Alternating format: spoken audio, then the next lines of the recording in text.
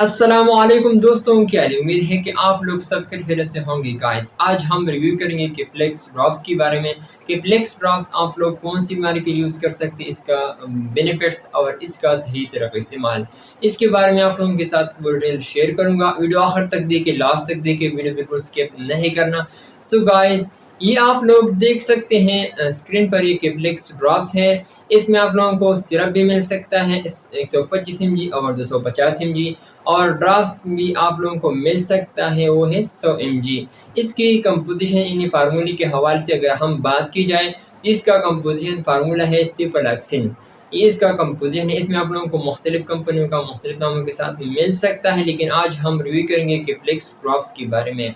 मैंने आप लोगों को बताया था कि इसमें आप लोगों को सिरप भी मिल सकता है और ड्रॉप्स भी मिल सकता है। ड्रॉप्स हम बच्चों के लिए इस्तेमाल कर सकते हैं और सिरप बड़ों के लिए इस्तेमाल की जाती हैं।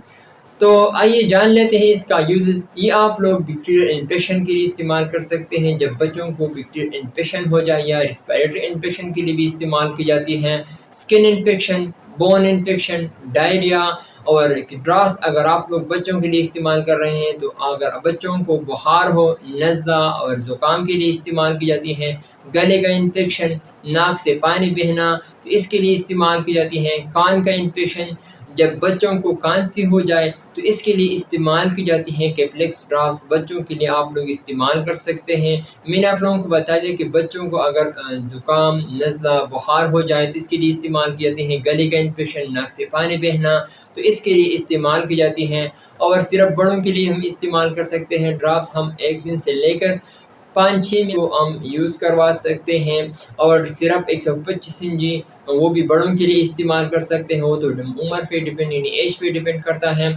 तो अगर हम इसकी साइड इफ़ेक्ट के हवाले से बात करें तो नाज़िया भी हो सकती है, वोमिटिंग भी हो सकती है, स्टमक पेन और डिज़ीनेस भी हो सकता है। तो अगर हम इसकी तरीक़ा इस्तेमाल के हवाले से बात की जाए तो ड्रॉप्स हम बच्चों के लिए इस्तेमाल कर सकते हैं। 1 दिन से लेकर 6 माह तक इसके लिए इस्तेमाल कर सकते हैं। वो भी 1 ड्रॉपर सुबह और 1 शाम को इस्तेमाल करवा सकते हैं 6 दिन तक।